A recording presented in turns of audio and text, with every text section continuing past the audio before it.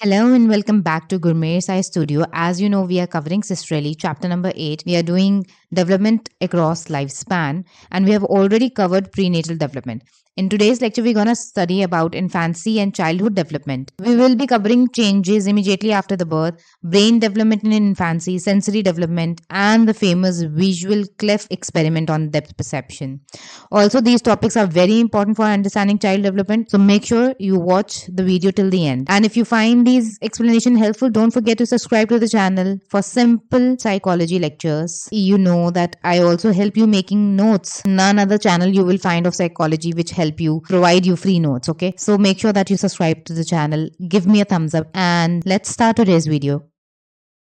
और सबसे पहले जो हम बात करेंगे वो करेंगे हम फिजिकल डेवलपमेंट के बारे में। इसके बाद ये जो आपकी इन्फेंसी एंड चाइल्डहुड डेवलपमेंट का पीरियड है, इसको साइको सोशल डेवलपमेंट और कॉग्निटिव डेवलपमेंट में भी डिवाइडेड है। There are three topics, inside this infancy and childhood development. First is physical development, then you have cognitive development, and then comes psychosocial development in the end. I'll try to cover all three topics in this one video itself.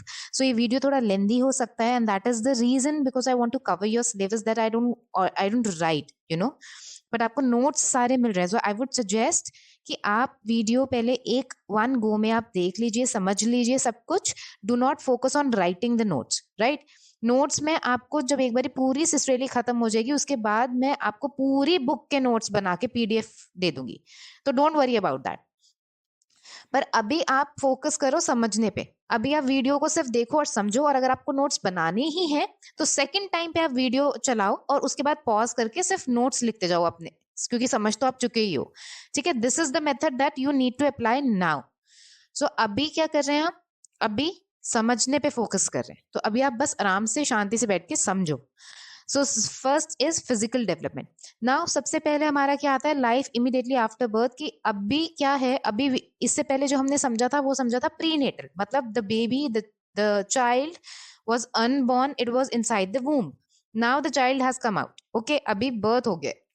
So the very first thing that happens is umbilical cord is cut. हमने इससे पहले समझा था कि placenta के बारे में, umbilical cord के बारे में, है ना. So umbilical cord जो होती है, अटैच होती है, वो कट कर दी जाती है. उससे क्या होता है, उससे अब ब्लड फ्लो जो है रेगुलेट करता है बेबी अपनी बॉडी का खुद. मतलब ऐसा नहीं है कि मदर के ब्लड से उसका कुछ कनेक्शन है, मदर से कोई कनेक्शन ही नहीं है. The moment umbilical cord is cut because the baby is born, अभी जो भी है उसकी बॉडी का फंक्शनिंग इंडिपेंडेंटली होगा. तो रेस्पिरेटरी सिस्टम जो है फंक्शन करने लगता है, मतलब जो लंग्स है वो फंक्शन करने लगते हैं. एयर पूरे ऑक्सीजन जो है वो पूरे ब्लड के थ्रू पूरे हर ऑर्गन में सर्कुलेट होने लगती है. बॉडी का जो टेम्परेचर है वो भी रेगुलेट होता है अपनी ओन एक्टिविटी से इन्फेंट की. अब आप बोलोगे वो इतना छोटा सा बच्चा है, वो क्या एक्टिविटी करेगा? Then crying is one activity that baby does. उससे भी बॉडी में हीट जनरेट होता है, बॉडी का उसका अपना खुद का फैट है जो इंसुलेशन की तरह काम करता है, जो कि उसके बॉडी की टेम्परेचर को जो है रेगुलेट करते हैं. rather than amniotic fluid. amniotic fluid क्या होता है? amniotic fluid वो fluid होता है when the child is inside the womb, तो उसके आसपास एक liquid होता है, उसको बोलते हैं amniotic fluid. Obviously if the child is inside the womb, the temperature is going to be different. The moment child comes out, the temperature becomes different. So अब body का temperature जो है child regulate करता है खुद ही, the infant. Okay, digestive system is the one which takes the longest time to adjust. digestive system को सबसे ज्यादा टाइम लगता है एडजस्ट होने में. नेक्स्ट आप जो अपने नोट्स में पॉइंट लिखेंगे ना, वो लिखेंगे प्रेफरेंशियल लुकिंग एंड हैबिचुएशन. ये दो हेडिंग्स आप डालेंगे. प्रेफरेंशियल लुकिंग क्या होती है ना? प्रेफरेंशियल लुकिंग वो होती है कि जब जो इन्फेंट होता है वो स्पेंड करता है ज्यादा time looking at a same stimulus. एक स्टिमुलस की तरफ वो ज्यादा लॉन्गर पीरियड के लिए जब वो देख रहा होता है, तो मतलब कि इन्फेंट की जो प्रेफरेंस है उस स्टिमुलस के लिए ज्यादा है ओवर एनी अदर स्टिमुलस. देखो जब बच्चे होते हैं, इन्फेंट्स होते हैं, it's a newly born child, तो वो अभी बात नहीं कर सकता, उसके पास लैंग्वेज नहीं है. देयर इज नो, अभी कॉग्निनेशन में आता है ना, कॉग्निटिव डेवलपमेंट में लैंग्वेज आती है. तो अभी तो हम फिजिकल डेवलपमेंट समझ रहे हैं, उसके पास लैंग्वेज अभी है नहीं. तो साइंटिस्ट जो रिसर्चर्स हैं वो ये जानना चाहते थे कि इतने छोटे बच्चे भी अपनी बात समझा सकते हैं, या उनके पास कुछ है कहने को, समझाने को अपनी बात. तो वो स्टडी करना चाहते थे। तो उन्होंने दो मेथड स्टडी करे, which is preferential looking and habituation. Preferential looking से वो ये बताते हैं कि उनको वो स्टिमुलस पसंद आ रहा है, जिस स्टिमुलस की तरफ वो ज्यादा देर तक ध्यान देते हैं या देखते रहते हैं। ठीक है। एग्जाम्पल में क्या है कि if a baby looks longer at one picture then another, मतलब कि वो उसको प्रेफर कर रहा है, इसलिए इसका नाम है preferential looking. Second that thing that we want to understand is habituation. What is habituation? Habituation adults में भी होती है और ये हमने पढ़ा हुआ भी है। Habituation क्या होता है कि जब आप you stop paying attention to a stimulus that does not change। ठीक है, तो यहाँ पे स्टिमुलस चेंज नहीं हो रहा है। तो जैसे फॉर एग्जाम्पल कि अगर आप किसी बच्चे को टॉय लाके दो, ठीक है, फॉर एग्जाम्पल कि आप कोई ऐसा टॉय लाके दो जिसमें जो है लाइट जलती है, साउंड आता है और वो मूव करता है। ठीक है, बस यही तीन चीजें वो टॉय करता है।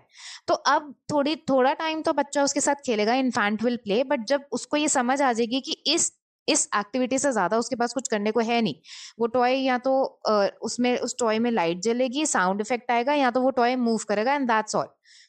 तो उसके बाद वो उसको आदत पड़ जाती है, एंड आप फिर वो रो रहा हो और आप उसको टॉय दो तो वो चुप नहीं करता। दिस इज द रीजन कि मतलब बोर हो जाते हैं, जिसको कहते हैं ना कि बहुत जल्दी वो समझ जाते हैं कि इसके बाद कुछ नहीं है, तो वो अटेंशन नहीं देते क्योंकि कुछ चेंज ही नहीं हो रहा, सेम का सेम ही है। ठीक है, उसको बोलते हैं हैबिचुएशन, क्योंकि वो आदत पड़ गई ना।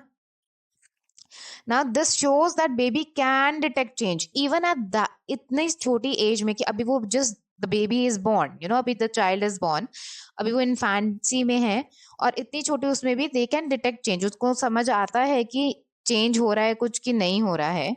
तो ये चीज इनको रिसर्चर्स को यहाँ से पता चलती है। Next is motor development from crawling to running. Crawl कहते हैं घुटनों के बल जो चलते हैं ना बच्चे, और फिर रनिंग। सो मोटर डेवलपमेंट में क्या होता है, ये रैपिड फिजिकल ग्रोथ का पीरियड है। ये एज इट इज पॉइंट आप लिख लेना, अभी समझ लो। ठीक है, कोई बहुत ज्यादा लंबे चौड़े तो चीजें नहीं है। तो 0 to 2 years का टाइम होता है जहां पे उनके मोटर स्किल्स डेवलप हो रहे होते हैं। ठीक है, जैसे हेड रेस करना, चेस्ट रेस करना, तो ये 2 से 4 महीने का बच्चा करने लगता है। अपना सिर उठाने लगता है, अपनी चेस्ट उठाने लगता है, मतलब आप उनको लिटाओ भी पेट के बल तो एकदम ऊपर हो जाएंगे, वो उठ जाएंगे, है ना। रोल ओवर करने लगता है, मतलब मम्मी ने तो सीधा लटाया है, मतलब फेस ऊपर है यहाँ पे और यहाँ टांगे हैं, ये पीछे बैक है। और बाद में क्या होता है कि वो बिल्कुल ऐसे रोल कर जाते हैं, बेड पे रोल करने लगते हैं। तो 5 मंथ्स का बेबी ये कर सकता है। देन 6 मंथ्स का बेबी क्या है, 6 महीने का बच्चा सपोर्ट के साथ बैठने लगता है। 7 महीने का बच्चा जब होता है नेक्स्ट मंथ तक वो विदाउट सपोर्ट भी बैठने लगता है। 8वें महीने तक आते आते क्रॉल करने लगते हैं और 8 से 18 महीने के बीच में बच्चे चलना शुरू कर देते हैं। नाउ अब बात कर लेते हैं इन्फेंट के रिफ्लेक्सेस के बारे में। रिफ्लेक्सेस क्या होते हैं, रिफ्लेक्सेस ऐसे होते हैं, रिफ्लेक्सेस मतलब इनिएट एग्जिस्टिंग फ्रॉम बर्थ, समथिंग जो कि इनवॉलेंटरी बिहेवियर पैटर्न, जो हम खुद से नहीं कर रहे हैं बट नेचुरली हो रहा है वो। ठीक है, सो रिफ्लेक्सेस जैसे फॉर एग्जाम्पल हम, अगर आप एडल्ट हो जैसे हम, तो उसमें क्या होता है कि अगर एकदम हाई बीम लाइट आपकी आंखों पे आए तो आप आंखों के आगे हाथ रख लोगे, तो वो क्या है, वो सोचा समझा बिहेवियर नहीं है, इनवॉलेंटरी बिहेवियर है, विच मीन्स कि वो रिफ्लेक्स एक्शन है। तो ऐसे ही इन्फेंट्स के पास भी रिफ्लेक्सेस होते हैं। For example grasping reflex. Grasping मतलब कि जैसे आप उनके पाम पे, ठीक है, उनके हैंड्स हैं, उनके पाम पे आप अपनी फिंगर रखोगे तो वो एकदम मुट्ठी बंद करके आपकी फिंगर पकड़ लेते हैं, उसको बोलते हैं ग्रास्पिंग रिफ्लेक्स। स्टार्टल रिफ्लेक्स, जिसको मोरो रिफ्लेक्स भी कहते हैं। तो स्टार्टल रिफ्लेक्स क्या होता है, स्टार्टल का मतलब होता है चौंक जाना। तो जैसे हम कई बार, बड़े लोग भी कई बार एकदम से अचानक से अगर कहीं हम अपने थॉट्स में बैठे हों और कोई एकदम बैंग, कोई लाउड नॉइज आ जाए या कुछ हो, तो हम एकदम से चौंक जाते हैं ना कि ये क्या हुआ, है ना।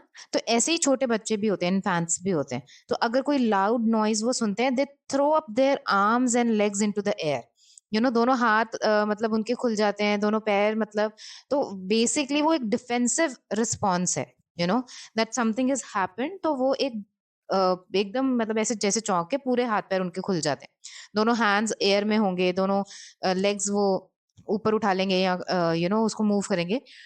और उसके बाद क्या होता है, फिर वो रोना शुरू कर देते हैं। दैट इज हाउ कि उनका फिर काम डाउन होता है, अपने हैंड्स वापस नीचे लेकर आते हैं, नहीं तो हाथ दोनों जो है ऊपर कर लेते हैं। रूटिंग रिफ्लेक्स क्या होता है? जब आप किसी बच्चे के गाल पे, चीक पे आप टच करो फिंगर से, तो वो in search of a nipple कि हाँ शायद मेरे को फीड करने लगे हैं या कुछ, तो अपना मुंह खोल लेता है। ठीक है, that is called routing reflex. Stepping reflex क्या होता है? ऑल्दो इतना छोटा बच्चा चलने के तो अभी चल नहीं सकता है, लेकिन जैसे ही आप उसको पकड़ के अगर बेड पे भी उसको मतलब खड़ा करने की कोशिश करोगे, टच करने की, तो वो टच सरफेस को टच करने की कोशिश तो करता ही है, सरफेस पे अपने पैर लगाता है। ठीक है, that is stepping reflex. Then comes sucking reflex which is important, मतलब that is how they take the feed. ये सारे ही रिफ्लेक्सेस डॉक्टर्स चेक करते हैं after the birth of a child. If the reflex is absent या abnormal, अगर कोई reflex इसमें से नहीं हो रहा है या एबनॉर्मल है, तो ये इंडिकेट करता है डैमेज या some kind of neurological problem in the brain. Brain में या तो कोई डैमेज है या तो कोई न्यूरोलॉजिकल प्रॉब्लम है। तो ये पांचों रिफ्लेक्स डॉक्टर्स चेक करते हैं। Now comes brain development. Infant की अगर ब्रेन की बात करें तो 100+ बिलियन न्यूरॉन्स होते हैं। It triples in weight from birth to 3 years। 3 सालों में उनका जो ब्रेन का साइज है वो 3 गुना हो जाता है उनके वेट से। ठीक है, जो इंपॉर्टेंट यहाँ पे लिखने वाली बात है आपको, अगर आप नोट्स बना रहे हो तो ये वाला पॉइंट लिखना बस, that is synaptic pruning. Synaptic pruning क्या होती है? साइनेप्टिक प्रूनिंग मतलब कि लॉस ऑफ न्यूरॉन्स का लॉस। तो एक तरह से आप ये देख लो कि जैसे हम गार्डन हो या हमारे घर पे कोई प्लांट हो तो उसमें वीड्स आ जाते हैं, घास फूस आती है, तो हम उसकी छटाई कटाई करते रहते हैं ना प्लांट्स की, ताकि वो अच्छे से ग्रो करे। और तो हमारा ब्रेन भी कुछ ऐसे ही है। जो हमारे न्यूरॉन्स हैं, जो ऐसे न्यूरॉन्स हैं जो अनयूज सिनेप्टिक कनेक्शंस हैं, जो अब डेड हैं या वो उनकी जरूरत नहीं है, तो वो पुराने कनेक्शंस लूज करता रहता है। ठीक है, और न्यू कनेक्शंस के लिए स्पेस बना देता है। ठीक है, न्यू के लिए जो है स्पेस बना देता है, that is called synaptic pruning. ठीक है, तो इट क्लियर द वे, जैसे मैंने कहा कि स्पेस बना देता है for the functioning and connection of new sales, आगे फर्दर फंक्शनिंग के लिए। ठीक है, सेंसरी डेवलपमेंट। सेंसरी डेवलपमेंट मतलब अब उनके 5 सेंसेस के बारे में हम पढ़ेंगे कि कैसे होती है डेवलपमेंट। तो पहले बात करते हैं सेंस ऑफ टच की। सेंस ऑफ टच की अगर मैं बात करूं तो सबसे ज्यादा वेल डेवलप्ड यही होती है, सेंस ऑफ टच ही होती है। Sense of smell is also highly developed. Sense of touch जो डेवलप होती है ये अंडरस्टैंडेबल है, मतलब क्यों इतनी हाईली डेवलप होती है? Because of skin to womb contact. ठीक है, तो शुरू से ही जो बच्चे हैं वूम में भी स्किन से कांटेक्ट होते हैं, उनका उनका होता है, और बाहर आते भी वो मदर की स्किन से सबसे पहले चिपके रहते हैं, टच में रहते हैं। सो उनका जो सेंस ऑफ टच है वो हाईली डेवलप होता है। Sense of smell is also highly develop because of the feeding. ठीक है, फीडिंग की वजह से जो है बच्चे अपनी मदर को भी पहचान सकते हैं। जैसे ही आप बच्चे को किसी और की गोद में दो ना, with this sense of smell they can guess कि मैं अब अपनी मम्मी के पास नहीं हूँ, मैं किसी और की गोद में गया हूँ। सो इतना उनका हाईली डेवलप्ड ऑफ सेंस होता है, that is because of the feeding. They can taste भी उनका फुली डेवलप होता है क्योंकि उन्होंने मिल्क टेस्ट किया होता है ऑफ कोर्स। और इनकी प्रेफरेंस जो होती है स्टार्टिंग में तो स्वीट चीजों की होती है, because the milk is sweet and little bit salty. तो स्वीट सॉल्ट कुछ ऐसा उनका प्रेफरेंस होता है टेस्ट का। तो टेस्ट भी डेवलप होता है। हेयरिंग फंक्शनल होती है। इनफैक्ट हेयरिंग तब से फंक्शनल होती है व्हेन अभी वो अनबॉर्न होते हैं। ठीक है, इनसाइड द वूम्ब होते हैं, तब से। देखो यहाँ पे लिखा है ना बिफोर बर्थ, तो तब से ही जब वो वूम्ब में होते हैं तब से ही उनकी जो है सुनने की जो है वो पहचानते हैं। In fact they prefer female voice in the high pitch tone and male voice in the low pitch. तो वो टोन्स को भी पहचानते हैं, फीमेल वॉइस को ज्यादा प्रेफरेंस, क्योंकि ऑल द टाइम वो मदर के वूम में ऑफ कोर्स, तो मदर की वॉइस को पहचानते हैं, उस आवाज को ज्यादा प्रेफरेंस देते हैं। सबसे जो लीस्ट फंक्शनल उनका ऑर्गन होता है, मतलब जो होता है आईज होता है, मतलब विजन उनका जो है वो सबसे कम डेवलप होता है। उसमें अपने हमने जब आईज के बारे में पढ़ा था तो हमने पढ़ा था रोड्स और कॉन्स के बारे में। ठीक है, रोड्स होते हैं जो ब्लैक एंड व्हाइट विजन के लिए होते हैं, और कॉन्स होते हैं जो कलर के लिए होते हैं, शार्प विजन के लिए। तो रोड्स जो है वो ब्लैक एंड व्हाइट विजन के लिए जो होते हैं दे आर वेल डेवलप्ड। तो रात में तो बच्चे जब देखते हैं तो उनको सब अच्छे से दिखता है, ठीक है। वूम के अंदर भी कोई लाइट तो है नहीं, अंधेरा ही है, तो वो अच्छे से दिखता है। कोन्स जो होते हैं दे मैच्योर बाय 6 मंथ्स। 6 मंथ्स तक आते आते एज में कलर विजन उनका शार्प होता है। तो क्लियर कलर विजन जो उसका डिस्टेंस है वो 7 to 10 इंचेस है, which is same during the feeding जो मदर का और चाइल्ड का होता है। तो मतलब बच्चे को 10 इंच के बाद जो है धुंधला धुंधला दिखाई देता है, उसको क्लियर कुछ नहीं दिखाई देता है, ठीक है। 7 से 10 इंच की दूरी तक तो वो क्लियर देख पाता है, लेकिन उसके बाद अगर आप दूर से उस बच्चे को देख देख रहे हो तो आप उसको धुंधले धुंधले ही देखोगे, जब तक बिल्कुल आप फेस के पास नहीं आ जाओगे वो क्लियरली आपकी शक्ल नहीं समझ पाएगा। नाउ एक एक्सपेरिमेंट है, द विजुअल क्लिफ एक्सपेरिमेंट। ये जो एक्सपेरिमेंट है ये गिब्सन एंड मिशेल वॉक ने दिया है 1960 में। नाउ वो पढ़ना चाहते थे, they wanted to know if infants can see the world in 3 dimensions. अब हमारा जो फेस है, हमारा जो ह्यूमन का फेस है वो 3D है ना, ऑफ कोर्स। तो वो पढ़ना चाहते थे कि उनको 3D की चीजें इतने छोटे बच्चों को समझ आती है। तो उन्होंने क्या किया, ये आप देखो, पहले उन्होंने एक ऐसा टेबल बनाया, ठीक है। ये स्पेशल टेबल उन्होंने बनाया एक्सपेरिमेंट के लिए। यहाँ पे ग्लास लिखा है, ग्लास ओनली है यहाँ पे। इधर ग्लास के ऊपर ये पैटर्न साइड है, और ये वाला पैटर्न उन्होंने जो है वो नीचे बना दिया यहाँ पर फ्लोर पे, ठीक है। तो अब बच्चे को बिठा दिया उन्होंने यहाँ पे, जहाँ पैटर्न वाली साइड है, देख रहे हो यहाँ पे इमेज में, पैटर्न वाली साइड पे बच्चे को बिठा दिया, और इस साइड खड़ी हो गई उसकी मदर, ठीक है। इस साइड जो है मदर खड़ी हो गई और उसको बुलाने लगी। यहाँ पर जो था यहाँ पे बेबी है, ठीक है, पैटर्न वाली साइड पे। अब बच्चा यहाँ से यहाँ जब ग्लास पे आएगा तो उसको ऐसे लगेगा ना कि मैं नीचे ही ना गिर जाऊं, क्योंकि ये तो फ्लोर पे बना हुआ है, इतना उसको डेप्थ दिख रहा है, समझ आ रहा है कि नहीं। तो ये पता लगाने के लिए कि बच्चे यहाँ से यहाँ ग्लास पे ऑल्दो वो टच करेंगे तो उनको पता चल जाएगा कि सॉलिड सर्फेस है, दे कैन वॉक, ठीक है, क्रॉल करके वो यहाँ तक आ सकते हैं, मदर के पास तक। तो लेकिन आएंगे नहीं आएंगे, कैसे इंटरप्रेट करेंगे, वही सब चीजें समझने के लिए उन्होंने ऐसा किया। तो उनको रिसर्च में क्या पता चला, यही सब बातें मैंने यहाँ पर लिखी हुई हैं, ठीक है, कि एक डीप साइड थी, एक शैलो साइड थी। देखो यहाँ पे ये डीप साइड है जहाँ पे सिर्फ ग्लास है, और शैलो साइड कौन सी है, जहाँ पे चेक वाला पैटर्न है, ठीक है। तो एक डीप साइड है और एक शैलो साइड है, जिसकी वजह से एक विजुअल क्यू फॉर डेप्थ बन रहा है, ठीक है। और ये जो एक्सपेरिमेंट है ये 16 से 14 मंथ्स के जो बच्चे हैं उन पर हुआ था, ठीक है। देवर प्लेस इन द मिडल, जैसे मैंने आपको बताया, और मदर ने एनकरेज करा उनको बेबी को क्रॉल करने के लिए अदर साइड पे। 81% ऑफ इन्फेंट्स जो है उन्होंने रिफ्यूज कर दिया, एब्सोल्युटली मना कर दिया कि उधर नहीं आएंगे, और उनको काफी फियर और डिस्ट्रेस हुआ, उन्होंने रोना शुरू कर दिया, ठीक है। तो वो मतलब यहीं पर रहे पैटर्न वाली साइड पे, वो ग्लास वाली साइड पे आए ही नहीं बेबी। 81% बच्चे ऐसे थे।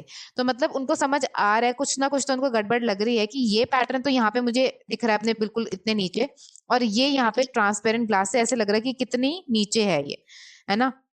तो उनको इसका मतलब डेप्थ की जो है समझ आती है। Now first we will talk about cognitive development. So अभी आपका फिजिकल डेवलपमेंट पूरा हो गया है, and we are starting our second. मैंने आपको बताया था ना, फिजिकल डेवलपमेंट है, कॉग्निटिव डेवलपमेंट है, और उसके बाद साइको सोशल डेवलपमेंट है। सो फर्स्ट हमने फिजिकल डेवलपमेंट पढ़ी है, we are doing now cognitive development. Cognitive development में क्या है कि पहले 2 इयर्स में, ये हम बात कर चुके हैं कि ट्रिपल साइज में हो जाता है उनका जो ब्रेन है, उसका साइज ट्रिपल हो जाता है उनके वेट से।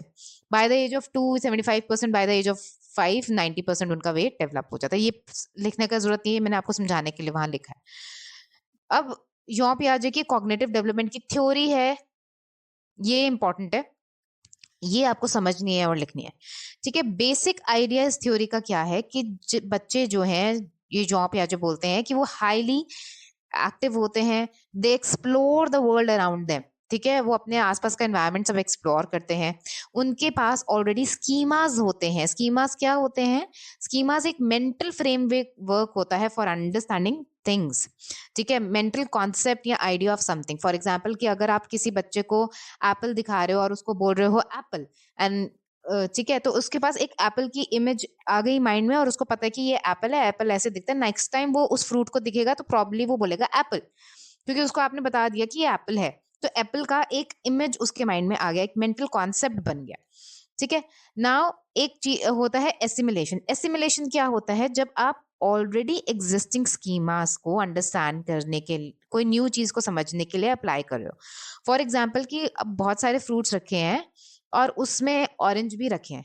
अब ऑरेंज को भी वो एप्पल ही बोल रहा है, तो आप उसको बोलोगे नहीं ये एप्पल नहीं है, ये क्या है, ये है ऑरेंज। तो अपने एग्जिस्टिंग नॉलेज को कि एप्पल ऐसा होता है, तो उसने रिफॉर्म किया है ना, उसने चेंज किया, उसमें ऐड करा कि अच्छा एप्पल रेड कलर का मैंने देखा था, राउंड था, वो थोड़ा शेप में डिफरेंट था, ये मतलब डिफरेंट कलर का है। उसको चाहे कलर्स के नाम अभी नहीं पता है, तो लेकिन उसको देख के डिफरेंस समझ में आ रहा है। तो उसने अपने एग्जिस्टिंग स्कीमा में एक और चीज ऐड कर ली, उस एसिमुलेट कर ली कि ऑरेंज जो है राउंड कलर का होता है, एप्पल ऐसा डिफरेंट शेप का होता है, रेड कलर का होता है। तो कुछ अगर मुझे राउंड राउंड दिखा ऑरेंज कलर का तो वो ऑरेंज है, और कुछ मुझे थोड़ा डिफरेंट शेप का दिखा तो वो एप्पल है। तो इस तरीके से बच्चे लर्न करते हैं।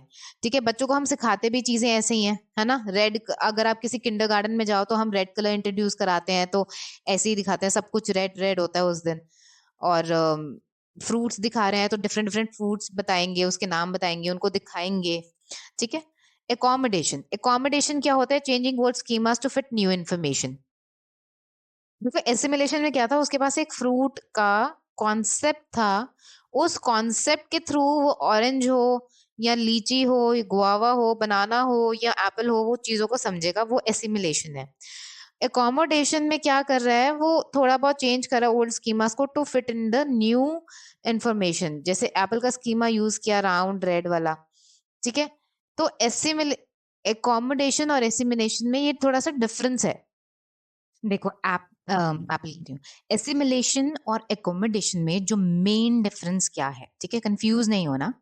एसिमिलेशन क्या होता है, जब पुरानी एग्जिस्टिंग स्कीमा को लेके एक बच्चा कोई नई चीज समझने की कोशिश करता है। जैसे आपने उसको सबसे पहले एप्पल दिखाया था, एप्पल का शेप दिखाया, बताया उसको कि ये एप्पल है। ठीक है। उसने ये फोटोग्राफ अपने दिमाग में छाप ली कि ये एप्पल है। अब जब आपने उसको ऑरेंज दिखाया तो क्या हुआ कि उसने इसको भी एप्पल बोला। ठीक है। ये हुआ एसिमिलेशन। जब उसने ऑरेंज को भी एप्पल बोला तो ये हुआ एसिमिलेशन। लेकिन एकोमोडेशन क्या हुआ, जब उसमें उसने न्यू इंफॉर्मेशन के लिए ओल्ड स्कीमा को चेंज किया।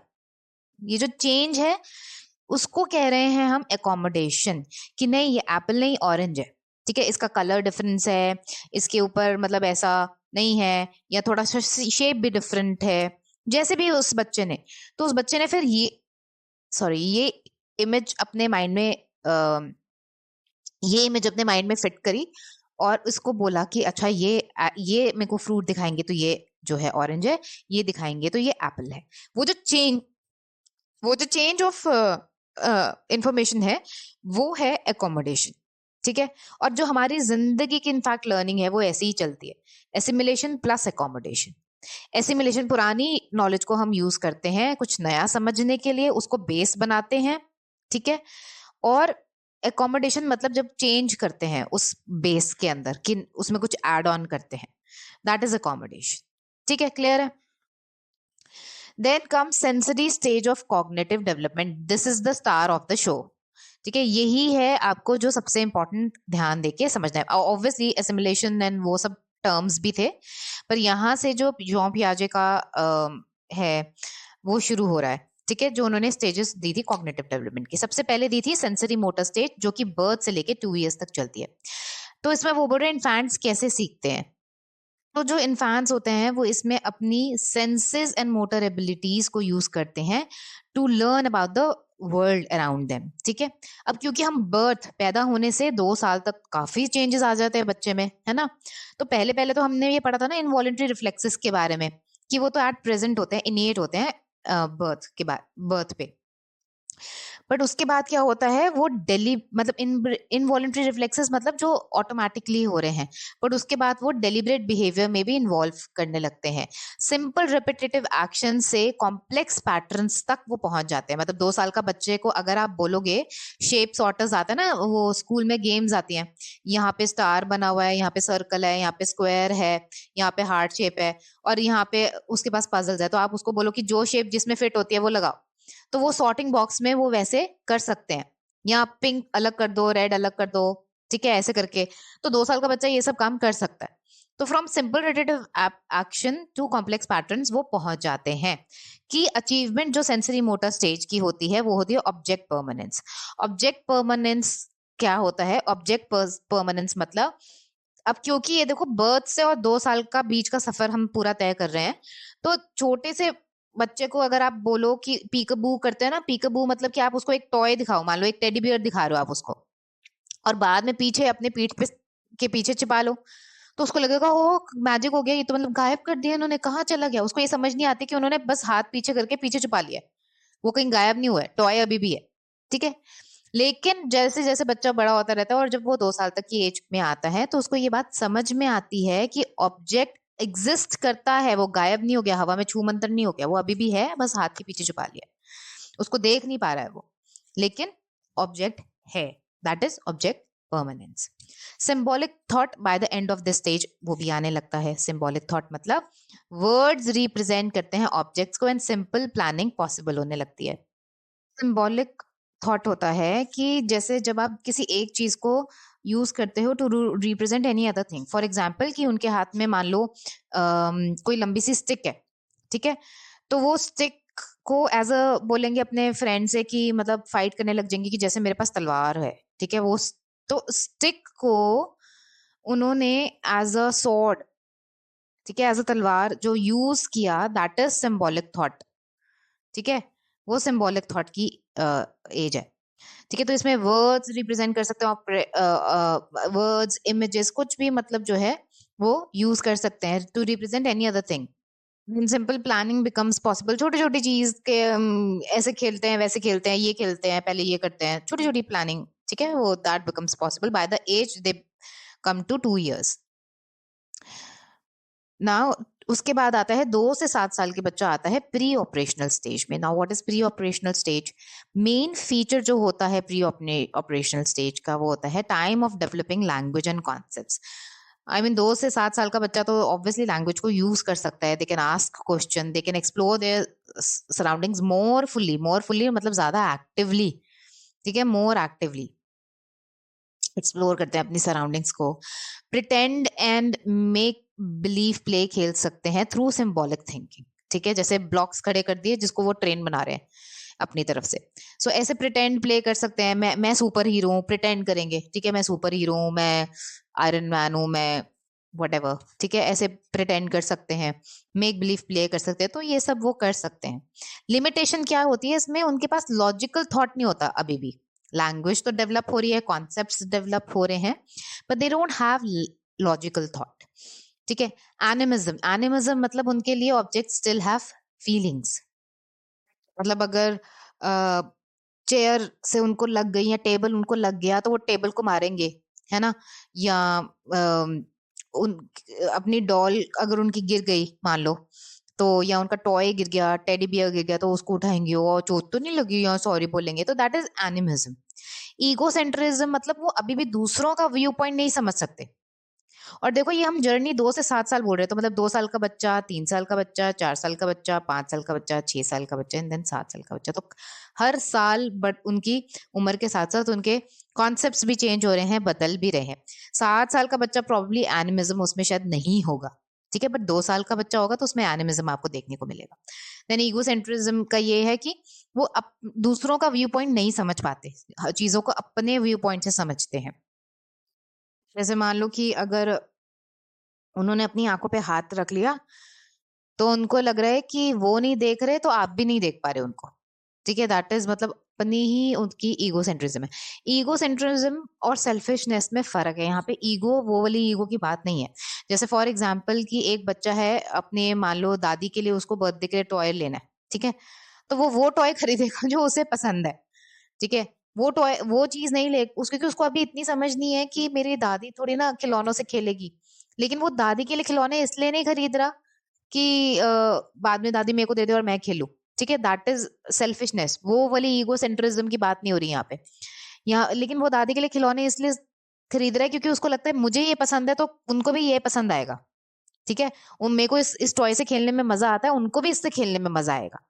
सो that is what we are talking about, कि बच्चों को इतने 2 से 7 साल के बच्चों को इतनी समझ नहीं होती, वो दूसरों का व्यू पॉइंट नहीं समझ पाते. So now the next thing is centration. Centration क्या होता है? Focus only on one feature. तो वन फीचर पे फोकस करते हैं, इसीलिए इसका नाम सेंटरेशन है, क्योंकि वो सिर्फ सेंटर पे या वन फीचर पे ही फोकस करेंगे. इसका एग्जाम्पल क्या है कि जैसे फॉर एग्जाम्पल 5 सिक्के हैं मेरे पास, ठीक है, तो मैंने एक ऐसे लिखे रखे 5 सिक्के, ठीक है, 5 कॉइन्स है, मैंने ऐसे रखे, और उसके बाद मैंने 5 कॉइन्स को फैला दिया. मैं उनसे पूछूं कि भाई किस में पैसे सिक्के ज्यादा हैं, इस लाइन में सिक्के ज्यादा हैं या इस लाइन में सिक्के ज्यादा है, वो बोलेंगे कि इस लाइन में सिक्के ज्यादा हैं. क्यों? क्योंकि वो लेंथ पे फोकस कर रहे हैं कि ये लंबी लाइन है सिक्कों की, तो ये सिक्के ज्यादा है और ये सिक्के कम है, जबकि उतने ही सिक्के हैं. ठीक है, इस लाइन में भी 5 सिक्के हैं, 5 कॉइन्स हैं, इसमें भी 5 कॉइन्स हैं, लेकिन इनको मैंने फैला दिया है, स्पेस दे दिया है बीच में, और उसमें स्पेस नहीं दिया है, और मैं उसके बाद उनसे पूछ रही हूँ कि कौन सी लाइन में ज्यादा सिक्के हैं, तो वो बोलेंगे सेकंड वाली लाइन में ज्यादा सिक्के हैं. This is called सेंटरेशन.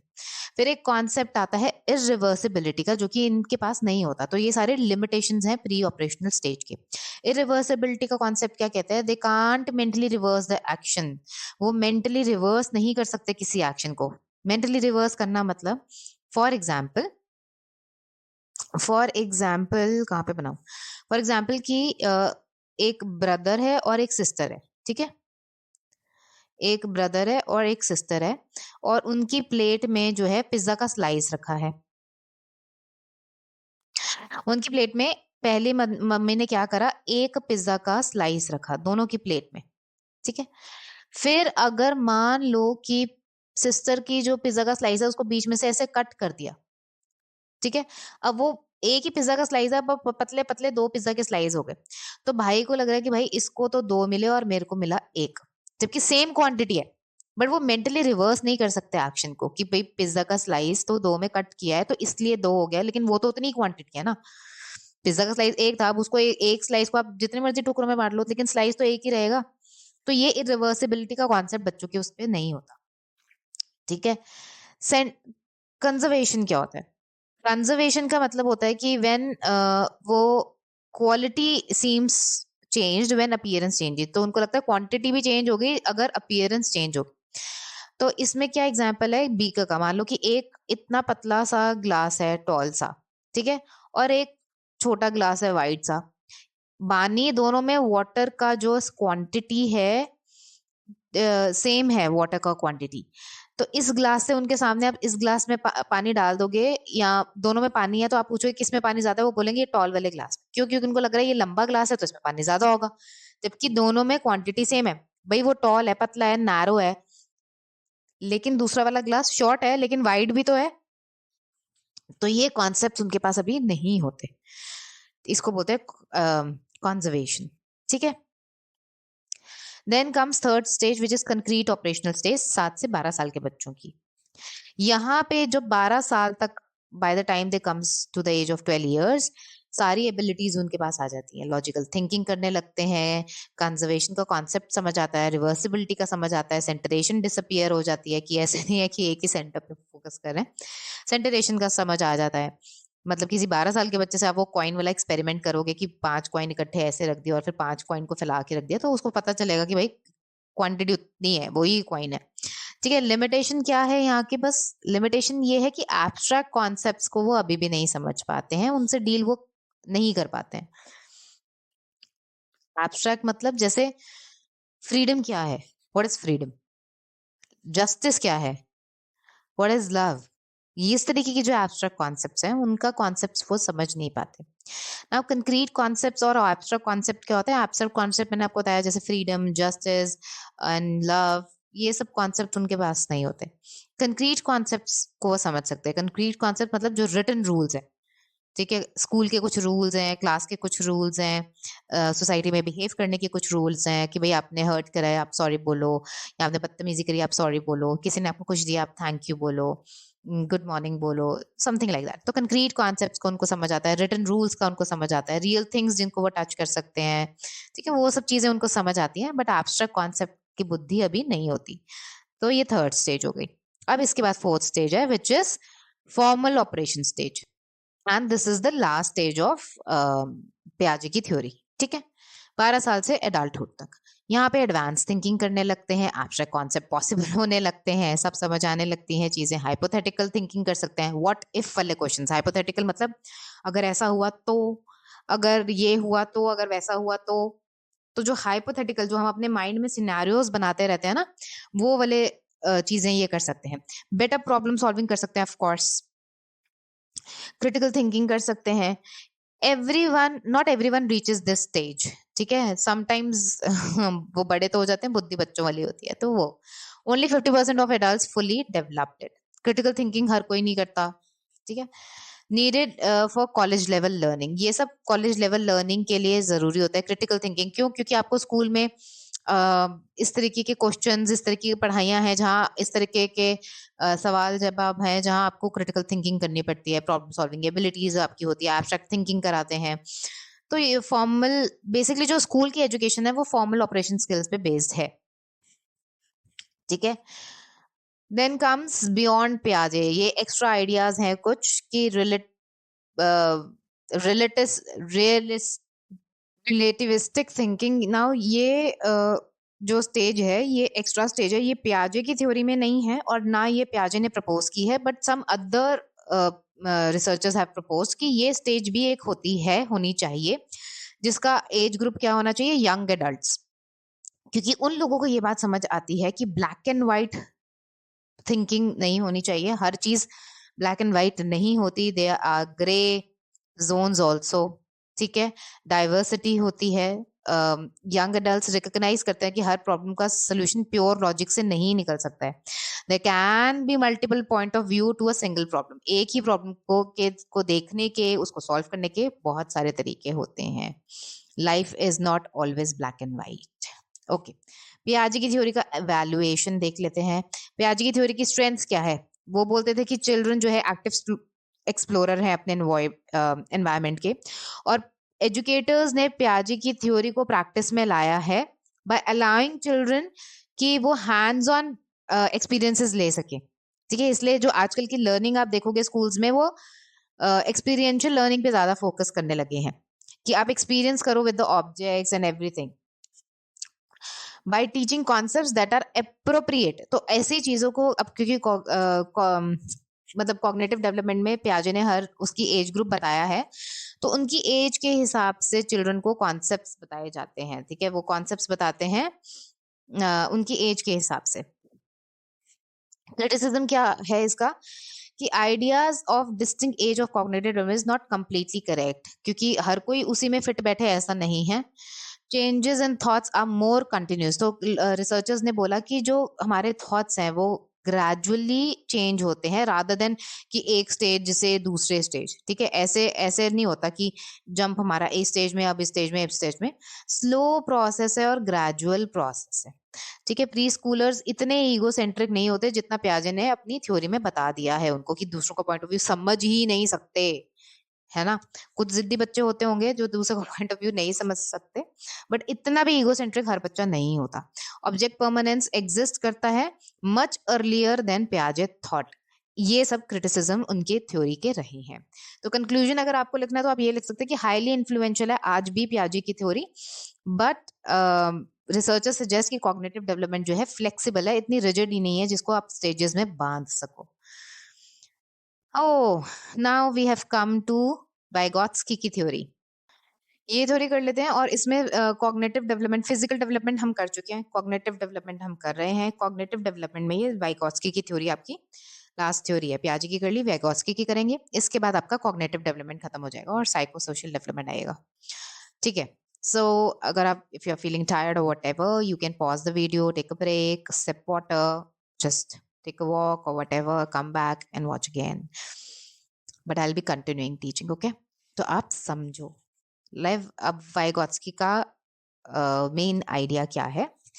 Children learn about best with the help of others, कि दूसरों की मदद से बेहतर तरीके से चिल्ड्रन जो है समझ पाते हैं चीजों को। Learning happens to social and cultural interaction, ये एक छोटा सा टेबल है जिसमें वाइगॉत्स्की और पियाजे का जो डिफरेंस है वो बताया हुआ है। पियाजे ने बोला था चिल्ड्रन लर्न जब वो ऑब्जेक्ट्स के साथ इंटरैक्ट करते हैं, लेकिन वाइगॉत्स्की बोलते हैं कि नहीं, जब वो इंटरैक्ट करते हैं लोगों के साथ, बच्चे तब सीखते हैं। पियाजे बोलते हैं कि लर्निंग थ्योरी जो पियाजे की है वो काफी इंडिविजुअलिस्टिक है। ठीक है, मतलब आस पड़ोस बच्चे टीचर पे किसी पे फोकस नहीं कर रहे, बच्चे पे फोकस कर रही है। लेकिन वाइगोत्स्की की जो थ्योरी है वो सोशल है पहले। वो बोलते हैं कि जो बच्चे हैं, बच्चों की जो लर्निंग है वो सोसाइटी से, सोशल, उनके जो आसपास लोग हैं उनसे पहले होती है, चाहे वो टीचर हो, मम्मी पापा हो। इनफैक्ट मम्मी पापा पहले है ना, ऑफ कोर्स। तो घर परिवार पहले, वहां फिर स्कूल, ऐसे करके। और इंडिविजुअल वो बाद में है। और जो पियाजे की थ्योरी है वो लेस रोल पे फोकस करती है अबाउट एडल्ट्स। तो उन एडल्ट्स का तो कहीं जिक्र ही नहीं है, उनका क्या रोल है बच्चों की लाइफ में। वाइगोत्स्की का ऐसा नहीं है। वाइगोत्स्की की थ्योरी जो है strong social role of adults and skilled peers जो है उस पे फोकस करती है। ठीक है, तो ये बेसिक डिफरेंस है पियाजे की थ्योरी का और वाइगोत्स्की की थ्योरी का। दो कॉन्सेप्ट हैं, स्कैफोल्डिंग और ZPD which is zone of proximal development. ये दोनों ही वाइगोत्स्की के हैं। तो ये समझ लेते हैं। देखो, अब मैं इतना सारा अगर मुझे लिख लिख के समझाना पड़ता तो ये तो पॉसिबल ही नहीं होता, मतलब 4 घंटे की वीडियो हो जाती। तो इसलिए मैं बोल रही हूँ कि आप समझ लो अभी से अच्छे से, आराम से सब कुछ। और एक बार में नहीं समझना है तो you can come back to this video again. जितना अभी समझ में आ रहा है उतना ही समझ लो। और बाद में एक टाइम पे मतलब कॉन्सेप्ट समझ लो, और सेकंड टाइम पे आप उसको पॉज करके जो है you can write down notes. और ये जो मेरे नोट्स हैं इसको भी आप शॉर्ट डाउन कर सकते हो। ऐसा नहीं है कि as it is word to word आपको लिखना है। अब इसमें से जो आपको समझ आ रहा है, जो इंपॉर्टेंट लग रहा है, वो पॉइंट मतलब हाईलाइट करके आप अपने तोड़ मोड़ के थोड़ा नोट्स बना सकते हो। I mean you are adult enough कि आप उसका नोट्स बना लो। ठीक है, ये जो मेरी स्लाइड्स हैं इस पे जो नोट्स हैं इसको भी शॉर्ट कर सकते हो आप। बाकी जब पूरी बुक हमारी सिस्ट्रेली की खत्म हो जाएगी तो मैं PDF नोट्स निकालूंगी, उसके लिए चिंता मत करो। Okay, scaffolding. Now it's a process wherein जो जो आपसे ज्यादा स्किल्ड हैं, जो आपसे ज्यादा लर्नेड हैं, जैसे आपके टीचर्स हुए, आपके पेरेंट्स हुए, या एल्डर सिबलिंग्स, जो बड़े भाई बहन है, या कोई आपके जो पीयर ग्रुप में अगर कोई है आपका। ठीक है, so anybody who is elder to you, and not only elder to you but they are more skilled to you, उनकी मदद से, उनकी हेल्प से जब आप एक अनस्किल्ड लर्नर या उनसे कम स्किल्ड लर्नर सीखता है, that is called scaffolding. The amount of help that person receives makes that person capable of that skill. तो होता क्या है बेसिकली कि कैसे काम करती है scaffolding? By asking the leading questions and providing examples of concept. तो ऐसा क्या होता है कि जैसे एक टीचर है और एक बच्चा है, तो बच्चे को वो पहले बहुत एफर्ट मार के सिखा रही है और धीरे धीरे धीरे धीरे धीरे बच्चा खुद भी लिखने लगेगा। जैसे माँ बाप लिखना सिखाते हैं हाथ पकड़ के, तो पहले बच्चे का भी हाथ पकड़ते हैं, पेंसिल पकड़ते हैं, उसको डॉटेड लाइंस होती हैं, उसको A लिखना सिखाएंगे, B लिखना सिखाएंगे। ठीक है, उसके साथ काफी बैठना पड़ता है, उसके साथ काफी मेहनत करनी पड़ती है, तो माँ बाप को बहुत पेन लेना पड़ता है।